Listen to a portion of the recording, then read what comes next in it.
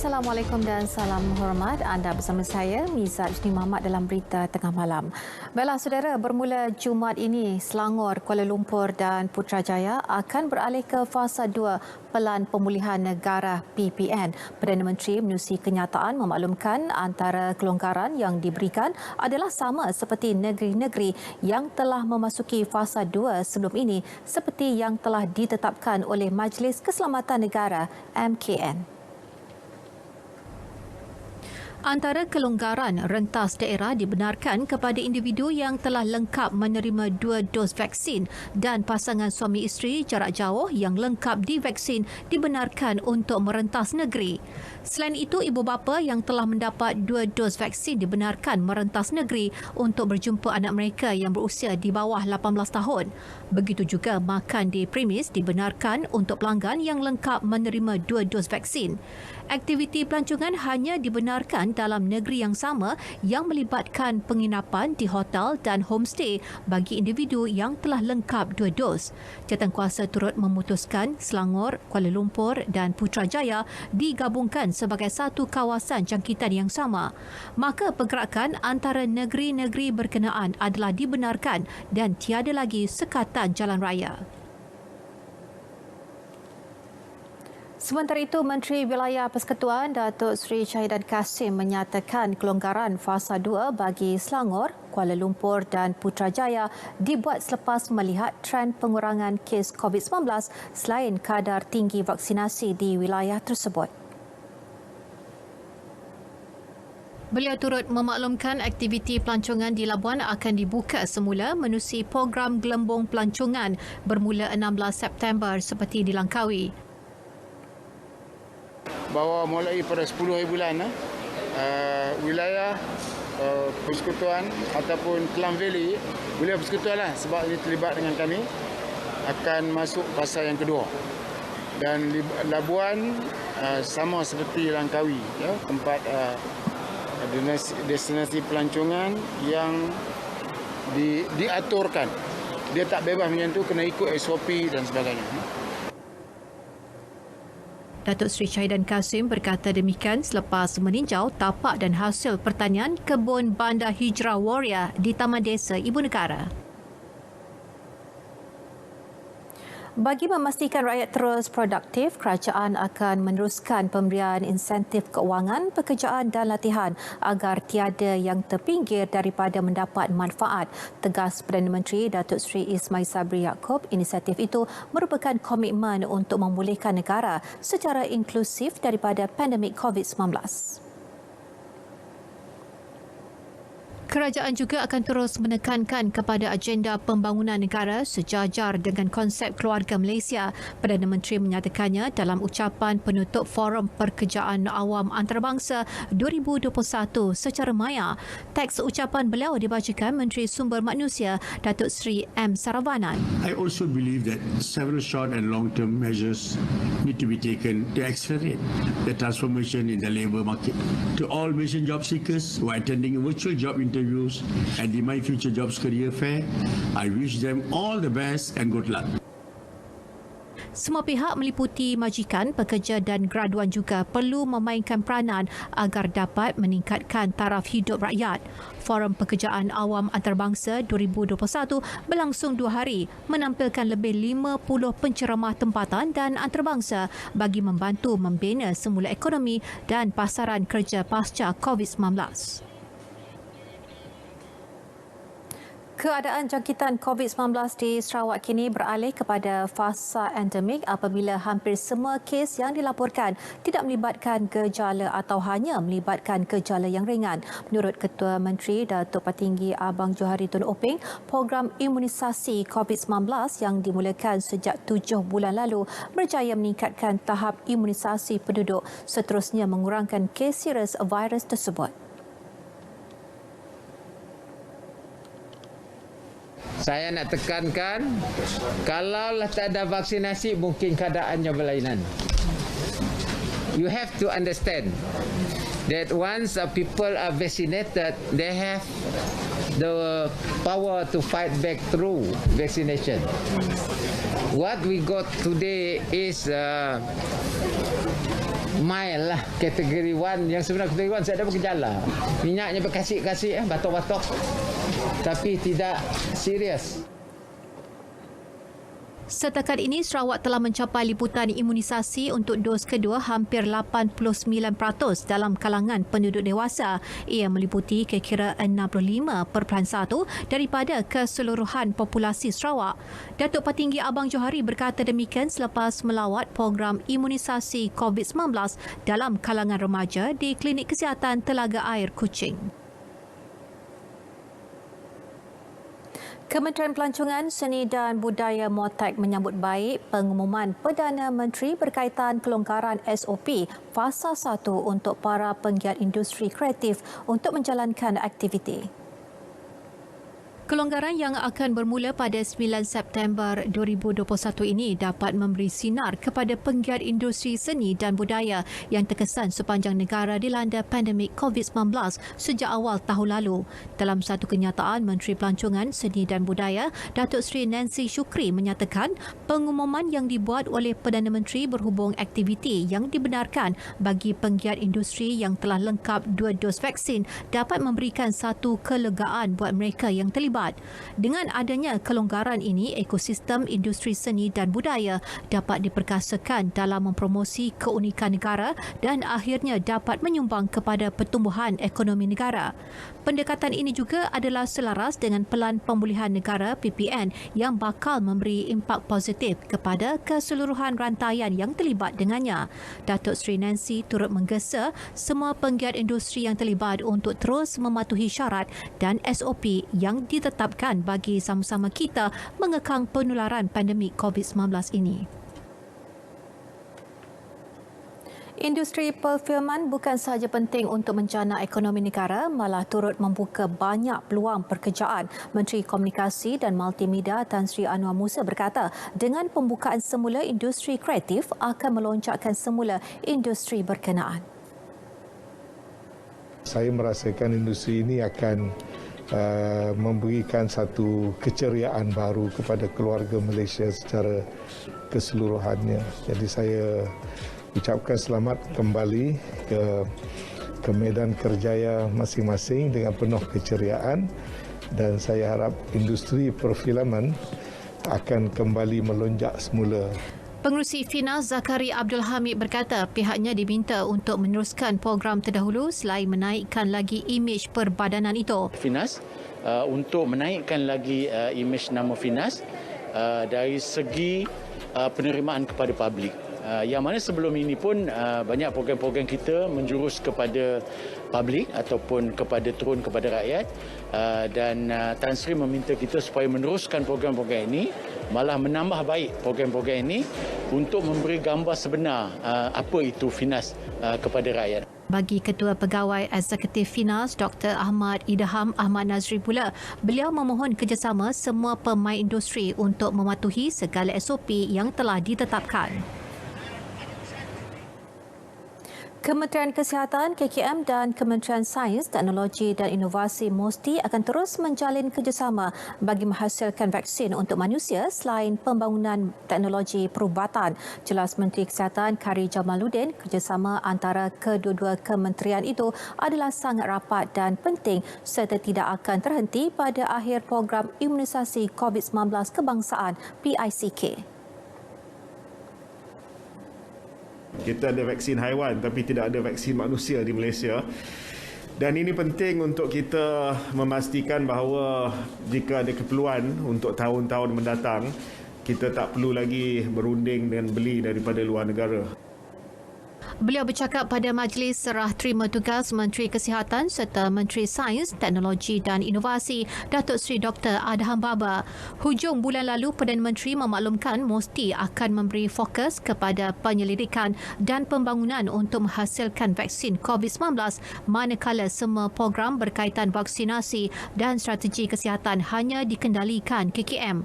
Mengenai pembangunan teknologi perubatan, menerusi kerjasama KKM MOSTI, lebih banyak peranti perubatan perubatan boleh dihasilkan, termasuk bentuk baharu pengesanan kontak rapat yang boleh dilaksanakan di negara ini, terutama menjelang fasa endemik COVID-19. Bermula 16 September ini, tiada lagi pemberian vaksin secara jumpa terus atau walk-in di Pusat Pemberian Vaksin PPV Lembah Kelang. Menurut Menteri Sains, Teknologi dan Inovasi Datuk Seri Dr. Adham Baba dalam sidang media bersama Khairy Jamaluddin, penduduk yang belum mendapat vaksin boleh hadir ke klinik kesihatan tertentu yang senarai akan diumumkan kemudian. Mengambil kira faktor bahawa kadar penduduk Lembah Kelang yang masih belum divaksinasi adalah amat kecil sekali, yang disaksikan dengan kadar kehadiran yang rendah di PPV, saya ingin mengumumkan bahawa program vaksinasi secara walk-in di Lembah Kelang akan dihentikan selepas 15 September 2021. Bagaimanapun, vaksinasi secara jumpa terus selain di Lembah Kelang masih diteruskan. 35 kluster baharu dicatatkan hari ini. Daripada jumlah itu, kluster tempat kerja mencatat adalah yang paling tertinggi dengan 20 kes. Ketua Pengarah Kesihatan Tan Sri Dr. Nur Hisham Abdullah melalui satu kenyataan berkata, kluster komuniti merekodkan 11 kes, manakala kumpulan berisiko dan pendidikan masing-masing dengan 2 kes. 20 kluster tempat kerja melibatkan negeri Selangor, Pulau Pinang, Sarawak, Johor, Kedah, Perak, Pahang, Negeri Sembilan dan Melaka. Sementara itu, Kelantan merekodkan kluster komuniti tertinggi dengan 8 kluster, diikuti Johor, Pahang dan Sarawak masing-masing dengan 1 kluster. Kedua-dua kluster komuniti direkodkan di Perak, sementara kluster pendidikan masing-masing direkodkan di Selangor dan Johor. Dalam pada itu, daripada keseluruhan 4,995 kluster, 3,536 kluster telah tamat, manakala jumlah kluster yang masih aktif adalah 1,459 kluster.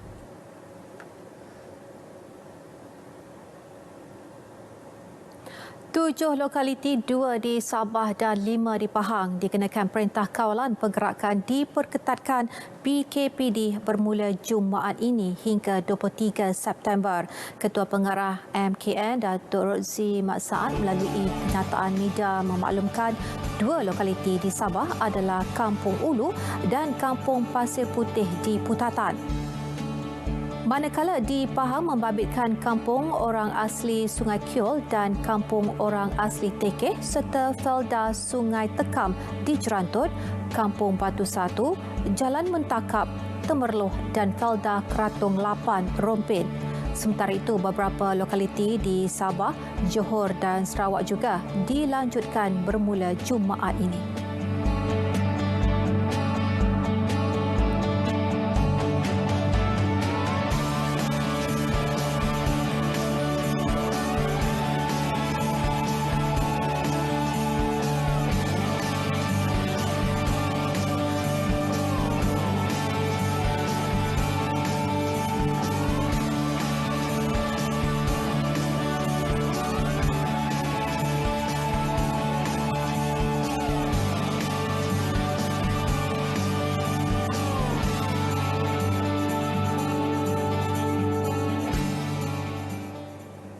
Tahap pematuhan harga siling kit ujian kendiri COVID-19 sebanyak RM19.90 di Kedah berada pada tahap memuaskan dan ini terbukti apabila sejak dikuatkuasakan Ahad lalu hanya 1 kes pelanggaran peraturan terbabit dikesan.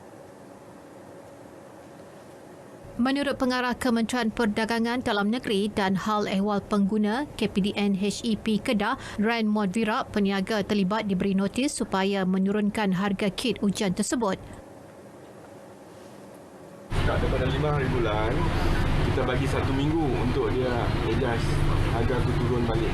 Jadi kita nasihatkanlah mana-mana peniaga yang masih ada stok lama yang harga tinggi tu supaya dapat berundinglah dengan pihak pembekal supaya dapatkan rebate apalah. Sebab this regulation kita terpaksa patuhilah dah ditentukan oleh pihak KPDN HEP dan juga Kementerian Kesihatan. Lebih 180 farmasi telah diperiksa KPDN HEP Kedah bagi memastikan pematuhan harga siling berkenaan. Raymond ditemui selepas memantau harga kit ujian kendiri di beberapa farmasi sekitar Alustar.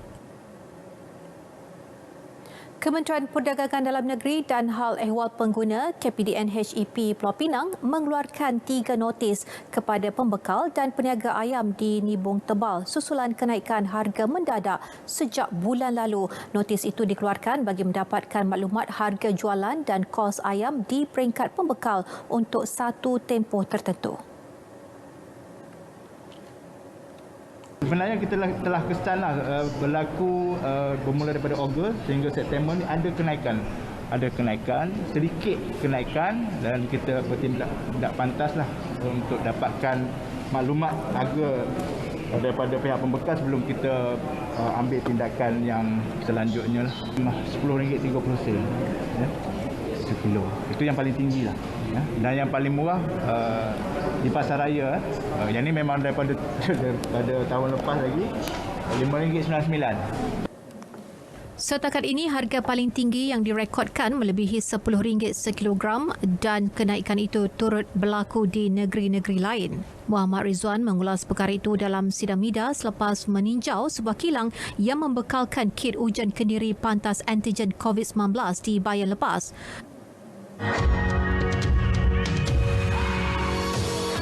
Saya mewakili seluruh warga Kementerian Pertanian dan Industri Makanan mengucapkan Selamat Hari Malaysia. Saudara-saudari, kita harus berbangga bahawa Malaysia adalah sebuah negara berbilang kaum dan agama. Berbeza bukan bermakna kita tidak boleh hidup bersama.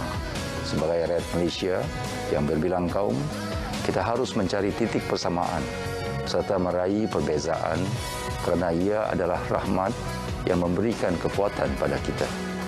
Amalkan penjarakan fizikal, patuhi SOP dan lindungi diri serta keluarga anda.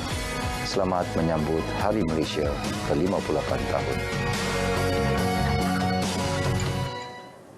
Bertemu kembali.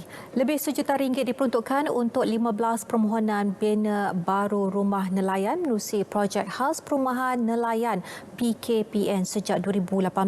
Dana RM585,000 turut disediakan untuk 39 permohon baik pulih kediaman menerusi inisiatif sama.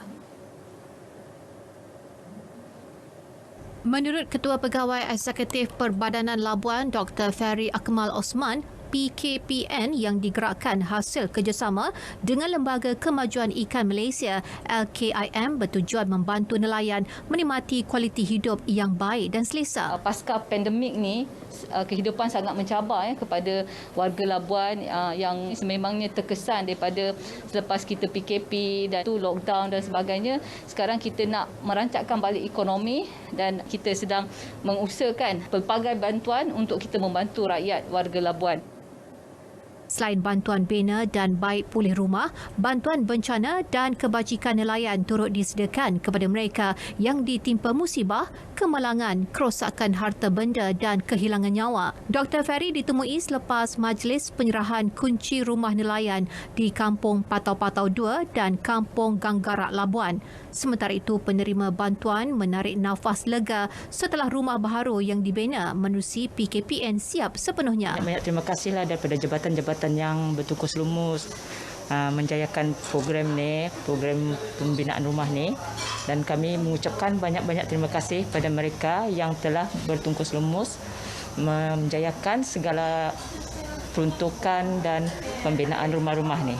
Mendapat keselesaan lagi lebih baiklah daripada yang sebelumnya.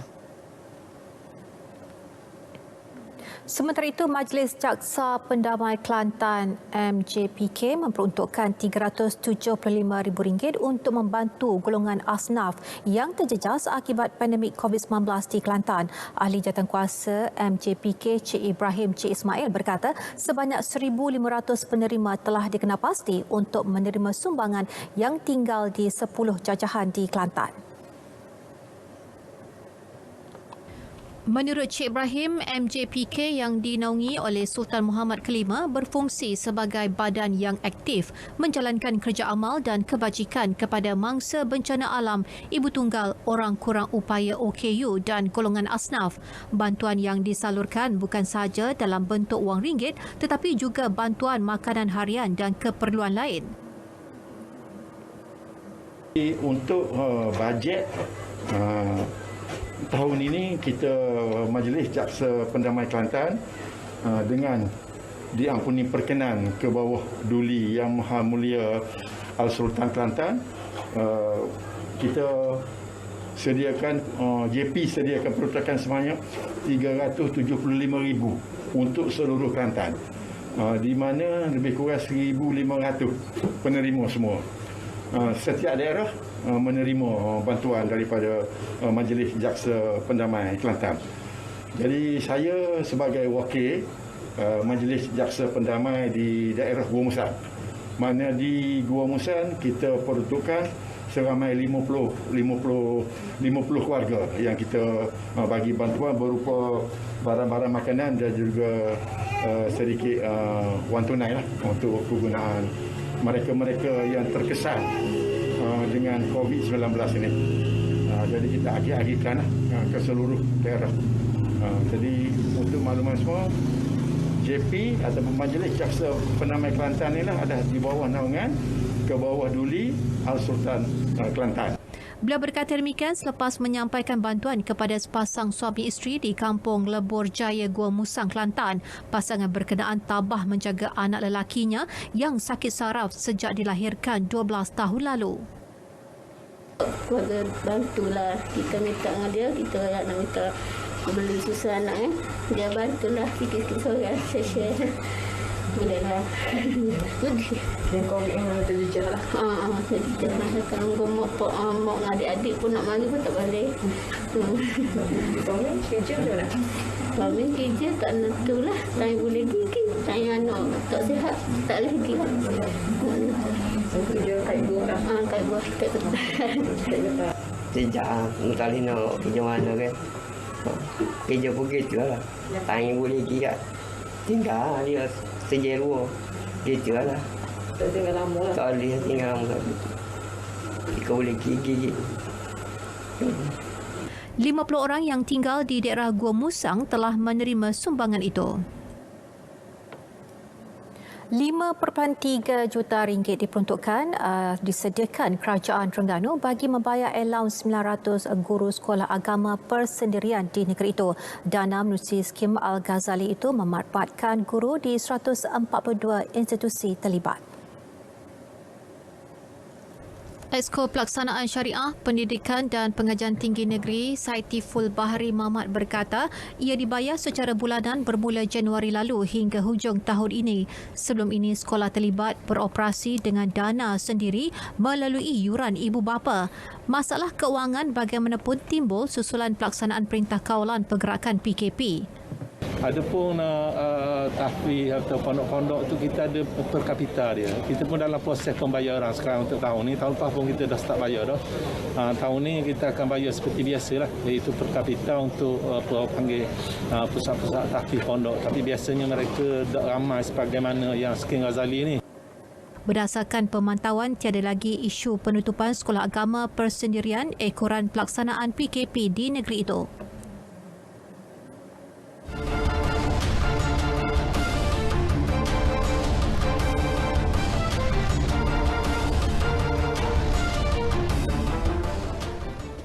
Baik, sukan kita mulakan dengan aksi Liga Super. Hasrat Kedah Darul Aman FC untuk meraih 3 mata tidak kesampaian apabila sekadar berkongsi 1 mata menentang UiTM FC dan ini keputusan penuh perlawanan tersebut.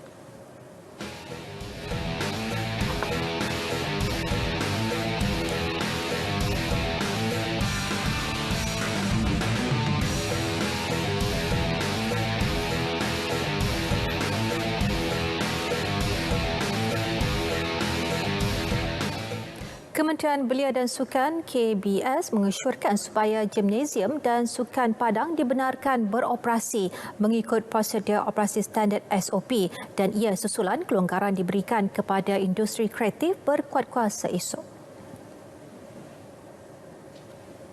Jelas Menterinya Datuk Seri Ahmad Faizal Azumo, operasi semula gimnasium bukan sahaja dapat membantu operator dan jurulatih terlibat yang terjejas pendapatan, malah membantu kecergasan atlet. Cadangan berkenaan katanya sudah disuarakan kepada Kementerian Kesihatan Malaysia, KKM dan Majlis Keselamatan Negara, MKN. Golongan yang dalam sukan begini, jika lapse latihan dalam satu jangka masa yang terlalu panjang, apa yang telah mereka buat selama ini boleh jadi hilang tau. Jadi saya merayu sangatlah agar, dan ramai juga rakyat memikirkan bahawa ini adalah kuasa Kementerian Belia dan Sukan untuk membenarkan pembukaan permainan sukan outdoor, gimnasium dan sebagainya. Tidak, ini semua tertakluk kepada Akta MKN dan hanya MKN boleh memberi kebenaran. Beliau berkata demikian selepas melawat Pusat Pemberian Vaksin PPV Pandu Lalu OKU Central di Pusat Akuatik MBJB Arena Larkin, Johor Bahru. Sementara itu, Kementerian Kesihatan KKM memaklumkan sedang bekerjasama dengan Majlis Keselamatan Negara untuk membangunkan beberapa garis panduan berhubung pengalihan udara melibatkan pembukaan gimnasium. Perkara tersebut didedahkan Menterinya Khairi Jamaluddin. Menurut Khairi, usaha tersebut tidak akan mengambil masa lama bagaimanapun disebabkan sifat biasa bagi pusat kecergasan dalam Dewan. Pihaknya perlu tekankan beberapa keperluan soal peralihan udara tertentu. Beliau berkata berita baik mengenainya akan diumumkan tidak lama lagi. Terdahulu di Twitter, Menteri Belia dan Sukan Datuk Seri Ahmad Faizal Azumo mencadangkan gimnasium dan sukan luar Dewan dibuka semula dengan dikenakan prosedur operasi standard SOP yang ketat. Usaha memperkasa pembangunan orang kurang upaya OKU di Malaysia dalam bidang sukan harus dilipat gandakan oleh kerajaan. Itu saranan Senator Datuk Ras Adibah Razif dan menurut beliau ia selaras dengan komitmen dalam Wawasan Kemakmuran Bersama 2030. Jelas beliau, kejayaan atlet OKU dalam Sukan Paralimpik Tokyo 2020 baru-baru ini membuktikan golongan itu berkemampuan dan berkebolehan dalam harumkan nama Malaysia di pesada dunia. Dalam masa sama, Datuk Ras Adibah turut menggariskan beberapa cadangan kepada Kementerian Belia dan Sukan untuk memastikan golongan itu terus cemerlang dalam bidang sukan. Antaranya, atlet elit pekak diterima masuk ke program Majlis Sukan Negara dengan semua kemudahan yang setaraf dan berterusan. Kedua, pemberian skim hadiah kemenangan sukan sakam untuk atlet pekak yang menang pingat di Sukan Deaflympic, Sukan Orang Pekak Asia Pasifik dan Sukan Orang Pekak ASEAN serta kejohanan jenis Sukan Orang Pekak antarabangsa. Dan terakhir, Sukan Orang Pekak Malaysia SOKMA diangkat sebaris Sukan Malaysia dan para SUKMA serta dibantu penganjurnya kerana ia adalah sukan terbesar peringkat kebangsaan. Baiklah saudara, berita tengah malam berakhir di sini. Sebagai keluarga Malaysia, marilah kita berganding bahu memulihkan negara daripada ancaman pandemik COVID-19. #Malaysia Prihatin, #Demi Negara, #Menang Bersama. Saya Miza Isnu Muhammad. Assalamualaikum dan selamat malam.